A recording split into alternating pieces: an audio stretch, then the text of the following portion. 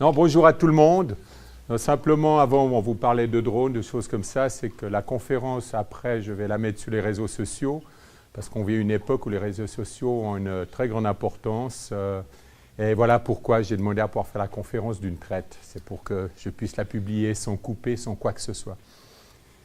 Bonjour à tout le monde. Alors, la nouvelle révolution économique est un sujet, un travail, c'est 2 ans de travail, c'est 1 année et demie de réflexion avec une collègue qui m'a aidé, Laura Petou, qui s'est transformée, puisque ça a été dit avant, par un ouvrage que j'essaie de proposer au marché. C'est une réflexion.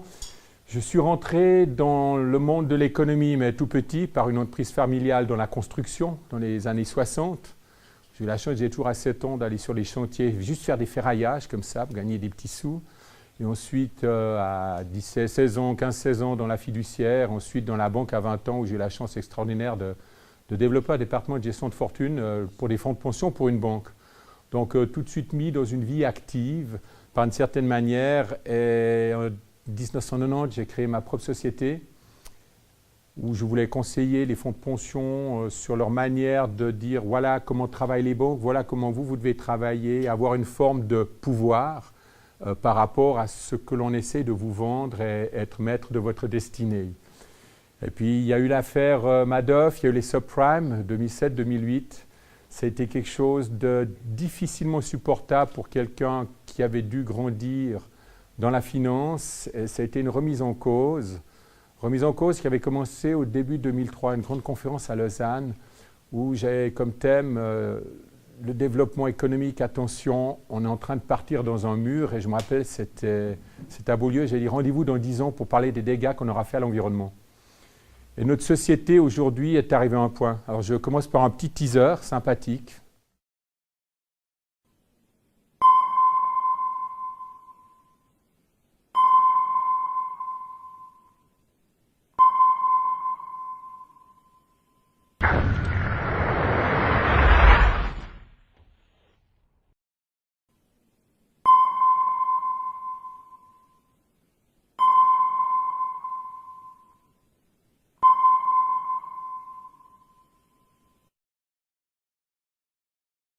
Vous avez eu ici un défilé. Nous avions une planète qui s'est créée il y a à peu près 4,5 milliards d'années. Il y a 400 millions, les premières forêts ont commencé à s'installer. Il y a 80 millions, les continents ont commencé à se séparer. Et à cette époque, toutes les espèces ont commencé à vivre dans des îlots. Nous avions un monde qui était à quelque part en train de constituer une parfaite harmonie. L'être humain est arrivé bien plus tard, dans ce temps-là, quelques millions d'années pour les premières traces que l'on peut avoir. Et nous avons eu une planète qui gentiment était peuplée d'êtres humains, mais qui était assez stable, une croissance très faible.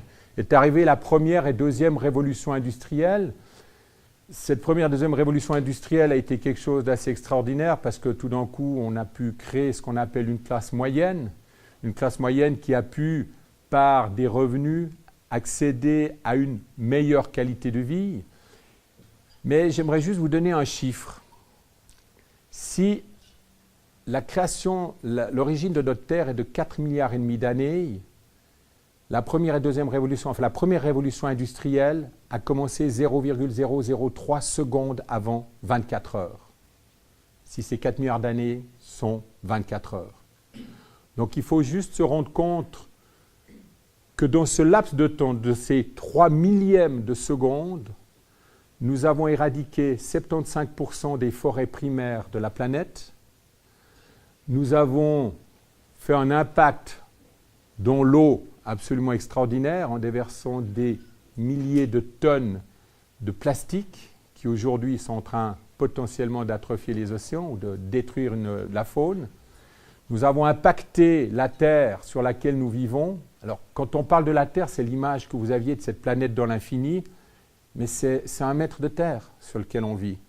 Nous retirons toute notre substance, notre nourriture, tout le vivant découle de ce mètre sur lequel nous pouvons cultiver, où les animaux que nous élevons encore aujourd'hui peuvent paître et représenter un apport. 3 millièmes de seconde.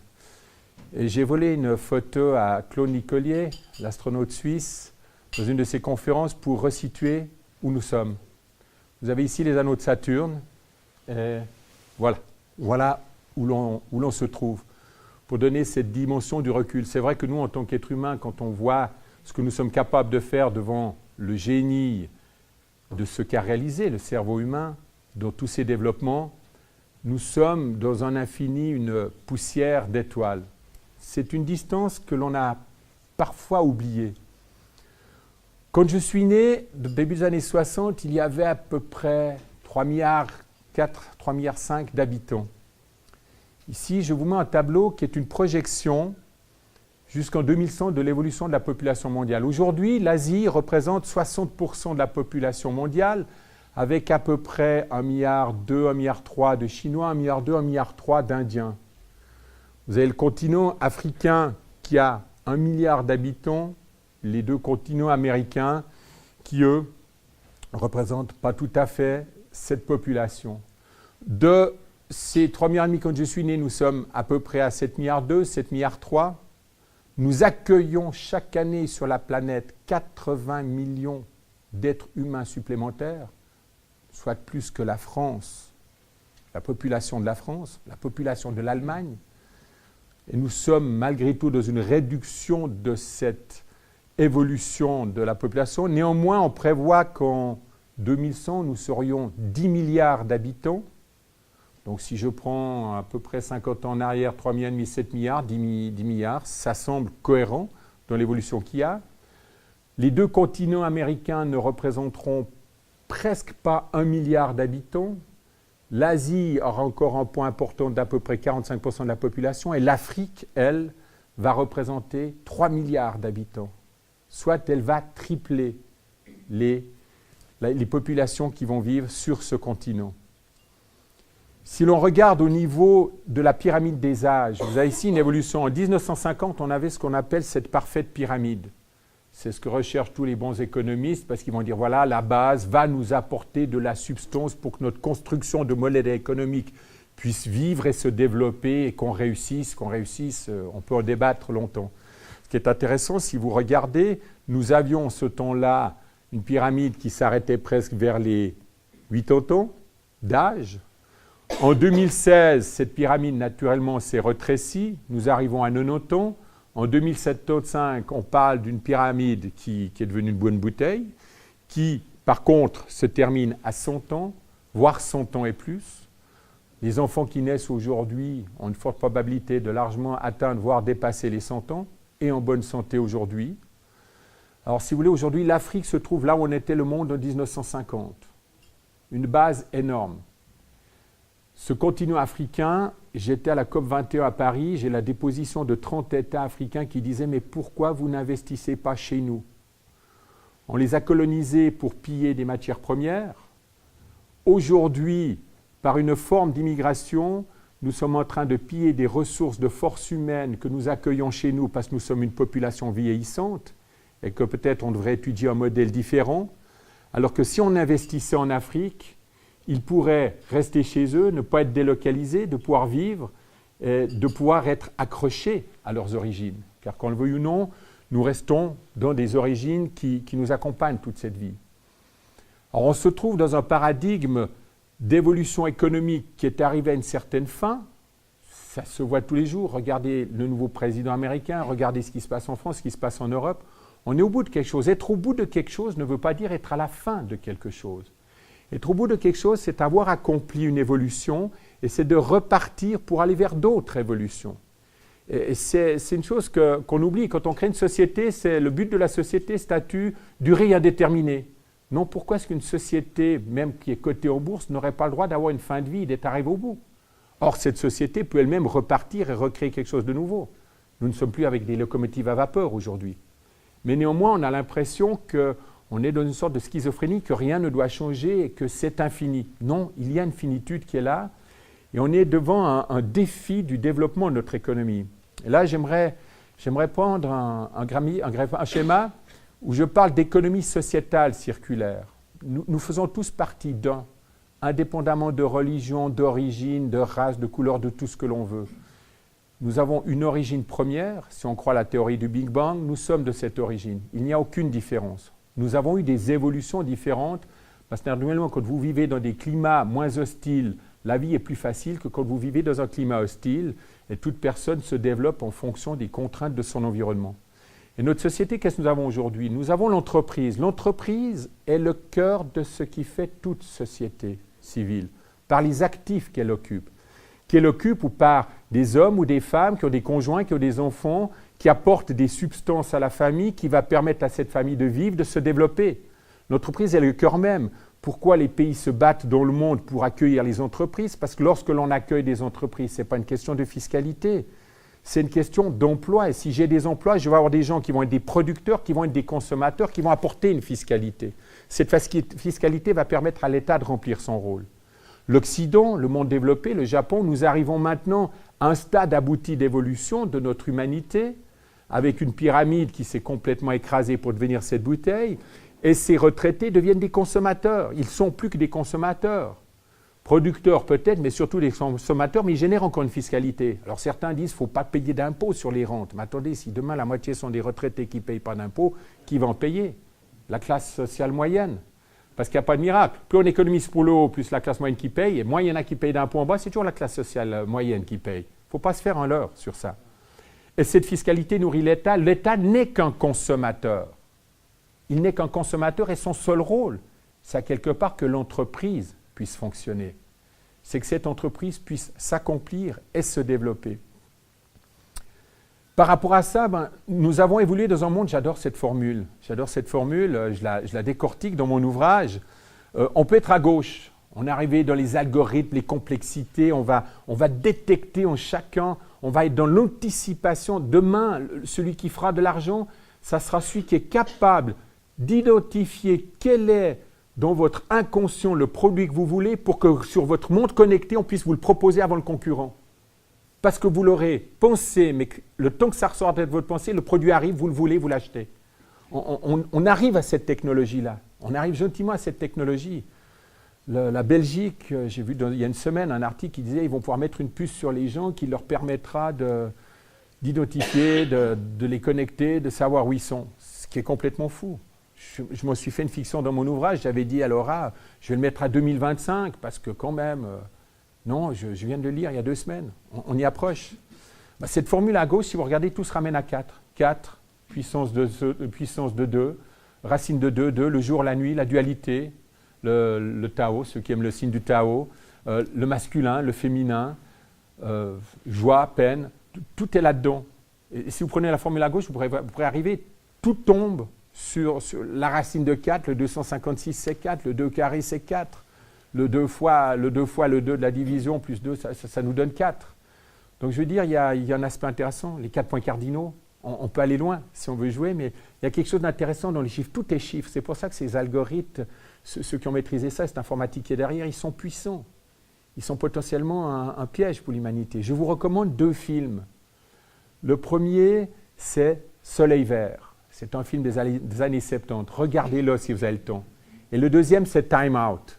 2 anticipations extraordinaires. Tout ce qu'a écrit Jules Verne s'est passé. Regardez ces 2 films. Faites-vous pas peur, faites-en le constat et peut-être dire qu'il y a quelque chose à faire. Alors nous devons évoluer vers une économie, je l'ai dit, en 160 ans, on a épuisé 75% des forêts, on a épuisé la moitié du pétrole, on a épuisé pas mal de ressources, mais néanmoins, nous avons une matière première extraordinaire que nous créons chaque jour, ce sont nos déchets. Pour vous, un déchet n'a pas de valeur parce qu'on le met à la poubelle. Depuis qu'on a voté une loi sur des taxes au sac, on les met si possible par la fenêtre. Comme ça, il n'y a pas besoin de charger sa poubelle à la maison, ce qui est terrible, c'est vrai. C'est terrible.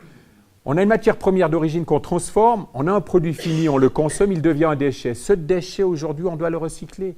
Nous pouvons le recycler, mais il faut le recycler avec intelligence. De charger des bouteilles PET que l'on va trier, que l'on va mettre sur des trains, qu'on va envoyer en Tchéquie, c'est absolument absurde, alors que c'est 90% d'efficience si on les brûlait chez nous. Le recyclage, quelle forme de recyclage l'on parle?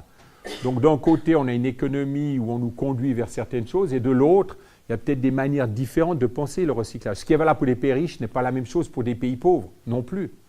Mais même pour des pays pauvres, on travaille sur des projets absolument fantastiques où le déchet devient de valeur, où le déchet, on va pouvoir payer le déchet à celui qui nous l'amène, parce que le pouvoir d'achat est encore faible.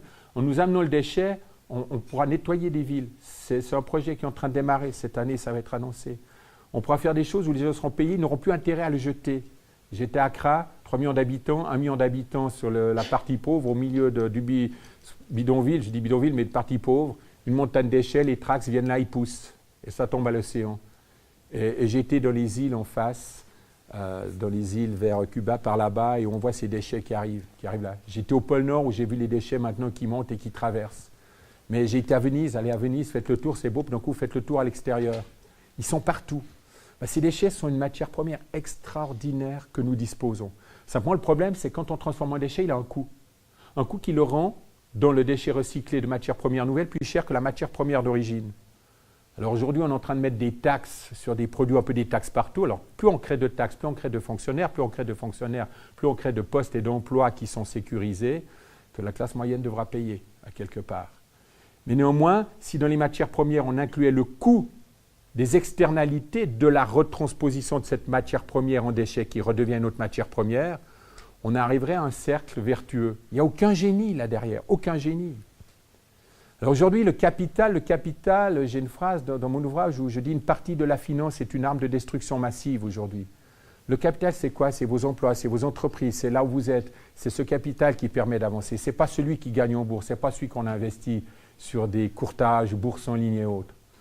Quand je vois des gens qui viennent vers moi et qui me disent « Oui, mais moi, je gagne en bourse », je dis « Prenez le bilan des 300 premières fortunes mondiales ou le fortune des 1000 plus grandes fortunes mondiales. » Pardon, bilan des 300 premières fortunes suisses et le fortune des 1000 premières fortunes mondiales.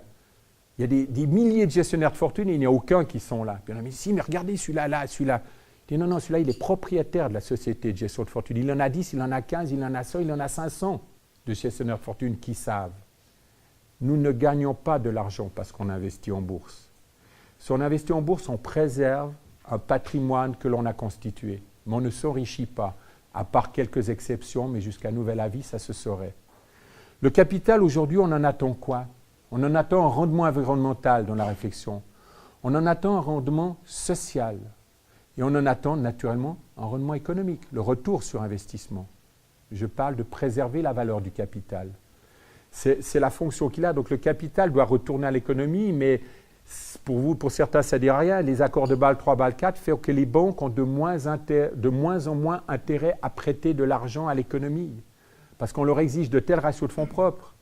Mais j'ai vécu la banque où tous les clients qui avaient plus d'1 million, on leur a dit, s'ils ont plus d'1 million, il faut les amener à 500 000, on va leur faire des placements financiers, des fonds de placement.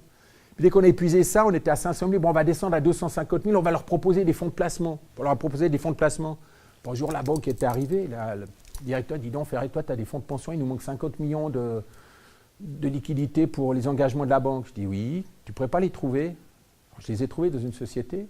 J'ai amené d'un coup 50 millions. Mais parce qu'on a tellement vidé l'épargne pour les mettre dans des fonds de placement, pour nourrir des gestionnaires de fortune, et j'ai rien contre eux, je l'ai fait, d'accord? Mais qu'est-ce qu'ils apportent en productivité économique? Qu'est-ce qu'ils apportent en entreprise par rapport au graphique précédent que je vous ai montré? Et là, on a quelque chose qui a changé. On a quelque chose qui a complètement déconnecté. Simplement, beaucoup de gens combattent et disent, riches, pauvres. On est en train de faire un faux combat. On est en train de nous mener à quelque part, les politiques sont en train de nous mener sur un faux chemin. Le problème, c'est qu'il y a une question. On parle de développement durable. Alors, j'ai une photo que j'adore. Qui est le premier? Retour sur investissement ou développement durable? C'est une question qui a tout son sens. Alors quelqu'un m'a dit, on sait que l'œuf est le premier puisque la poule est un animal terrestre et que la vie s'est d'abord développée dans les océans. Après, on est sorti des océans, donc il n'y a pu avoir que l'œuf en premier. Je ne suis pas scientifique, je laisse la réponse. Le problème, c'est que là où on est en train d'aller, on est en train d'aller là. Alors c'est bien, on peut être nourri, mais il y a une certaine dichotomie. Alors je reviens à ma première réflexion, la forêt. Ceci est une forêt de Papouasie-Nouvelle-Guinée, j'ai eu la chance d'y aller. C'est la dernière grande forêt primaire au monde. 40% des espèces d'oiseaux du monde endémiques vivent en Papouasie-Nouvelle-Guinée. Le problème, 60% a été vendu. J'ai survolé à peu près 2 tiers de ce pays pendant une période de mousson. Donc j'ai pu voir les dégâts qu'il y a lorsqu'on a enlevé les forêts. Quand on les enlève, les moussons arrivent, toute la bonne terre est enlevée, malgré qu'il y a des palm oil de plantation partout que l'on voit, arrive dans le delta, arrive dans la mer, dans l'océan, et toute cette terre recouvre les coraux et toute vie. Donc on a un cycle qui se fait. Alors que si vous regardez la forêt, il y a quelque chose de fabuleux. Il y a quelque chose de fabuleux, c'est que la forêt, vous avez des grands arbres, les arbres de la canopée. Vous avez dessous, vous descendez, il y a des fougères, il y a des petits arbres et tout. Chacun a sa place. La forêt est le système social et économique le plus abouti. Je l'ai dit en introduction, 400 millions d'années d'évolution. Certes, il y a eu des combats extraordinaires. Je vous recommande un film de Luc Jacquet, Il était une forêt. Alors, le passé est un peu gênant, mais il explique ce combat qu'il y a eu de mise en place. Mais quand chacun a trouvé sa place, aucun ne va contester la place à l'autre. Alors qu'est-ce que l'on fait chez nous? On nous fait contester des races, on nous fait contester des religions, on nous fait contester des niveaux de développement social. Donc là aussi, on est dans une démarche schizophrénique. Il y a des gens qui fondamentalement ne veulent pas travailler 40 heures, et il y en a qui veulent travailler 60 heures. Chef d'entreprise, vous l'êtes. On ne peut pas engager quelqu'un dans une entreprise quand on bosse 60 heures pour faire les 20 heures de boulot si on voulait faire 40 heures. On ne peut pas, c'est tout. On n'y arrive pas, ce n'est pas possible. Mais je veux dire, il y a une société, la société humaine devrait aller en forêt, voir ce qui se passe, pour dire qu'est-ce qu'on peut en faire. C'est un peu une réflexion que j'ai. Et j'aimerais arriver sur un point dans les conférences de confrontation. Et c'est un aspect que j'aborde aussi dans mon ouvrage. Je commence par la forêt, en fait, dans l'ouvrage, je termine à la fin. Je fais tout un chemin avec l'économie et la société, et je finis par la démocratie, la spiritualité et le bonheur. Mais il y a une chose, c'est l'état de conscience. Il y a un phénomène, je dis toujours, chaque soir, quand je m'endors, je meurs. Si je ne me réveille pas le matin, ok, tout le monde espère ça quelque part, ou je le souhaite. On dit c'est toujours la plus belle des fins de ce temps de présence que nous avons. Donc on a une matérialité ressentie. Quand on dort, on est dans un état d'inconscience. Mais cette matérialité est ressentie que lorsque l'on se réveille. Et c'est un cycle. Nous sommes là aujourd'hui, je suis là, je sais qu'à un jour donné, je ne serai plus là. Fini, lumière, rideau, terminé. Alors, est-ce que je vais me poser une question ou pas? Je ne m'en pose pas. Par contre, de cette conscience, d'une finitude, d'un temps décompté, mais je ne sais pas où je suis parti, je sais que tout ce que je peux faire est infini. Car je n'ai plus de limite, ne serait-ce de ce temps qui m'est accordé. Par contre, s'il y a 100 000 ans, des gens ont fait que nous pouvons être là aujourd'hui, et depuis ces 3 millièmes de seconde, profiter d'un moment de vie absolument extraordinaire sur la vie, j'aimerais bien que dans 100 000 ans, des gens puissent être là. Dire, mais c'est bien, tu ne seras plus là, oublie. Non, c'est responsabilité par responsabilité. Je pense que c'est magique. La vie est quelque chose d'absolument extraordinaire. Et c'est quelque part revenir à, cette fois, la première image d'Apollo 8, quand d'un coup on prend conscience de cette boule bleue. Oui, la technologie, c'est fabuleux, il ne faut pas l'arrêter. Oui, l'innovation, c'est absolument fabuleux, il ne faut pas l'arrêter, que ce soit dans le médical, dans la recherche spatiale et tout ça. Parce que ça fait partie de cette force de l'être humain qu'il a réussi à créer quelque chose d'extraordinaire. Nous n'habiterons pas sur Mars. Nous n'habiterons pas l'une des 400 planètes identifiées à ce jour qui semblerait pouvoir accueillir la vie comme la Terre. Nous n'avons qu'un seul véhicule, qu'une seule maison, c'est celle-là. Mais celle-là, elle ne nous appartient pas, elle nous accueille. Et c'est à quelque part un débat que j'ai essayé en parlant de nouvelles révolutions économiques. Ce n'est pas le sens économique dans le sens de gagner de l'argent et tout ça, non. C'est de revenir à certaines valeurs. Promenez-vous en forêt, regardez, et ce sera la première fois que je le dis, vu que je vais mettre sur Internet la vidéo. Dans mon métier depuis 30 ans, je regarde toujours la forêt quand j'ai un problème. Quand j'ai quelque chose d'investissement, une société haute, je vais toujours chercher dans la forêt comment est-ce qu'elle a résolu cette problématique. Mais j'ai grandi jusqu'à l'âge de 12 ans aussi dans une forêt. Elle est un bon messager, elle est démocratique, car elle respecte le statut de chacun de ceux qui la constituent, du vivant. Elle est spirituelle, car elle apporte une sérénité, et ça c'est important. Et elle nous offre la liberté, parce qu'à aucun moment elle nous retient, on n'a qu'à juste à passer. Voilà un peu le message que je voulais partager avec vous. Merci de votre attention. Merci Olivier.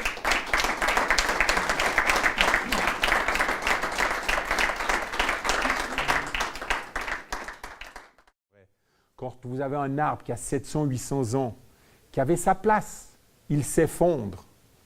Vous avez une vie extraordinaire qui repart. Ça ne veut pas dire que toute la forêt s'est effondrée, sauf que nous, on est en train de raser toute la forêt. Voilà. Merci. Merci.